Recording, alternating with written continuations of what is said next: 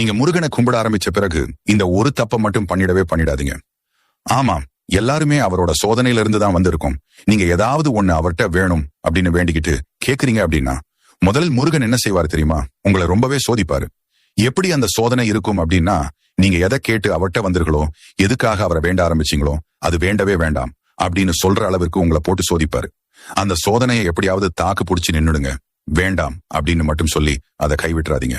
முதல்ல ஒன்றை ஞாபகம் வச்சுக்கோங்க, எந்த ஒரு பொருளும் நமக்கு ஈஸியா கிடைச்சிட்டா நமக்கு அதோட அருமை தெரியாது.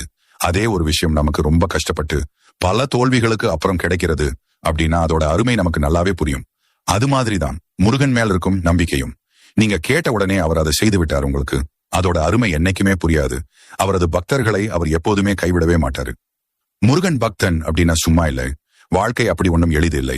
அதுல கஷ்டம், நஷ்டம், துன்பம், இன்பம், துயரம் இப்படியெல்லாம் கலந்துதான் இருக்கும் என்றைக்குமே. இதை நாம் தான்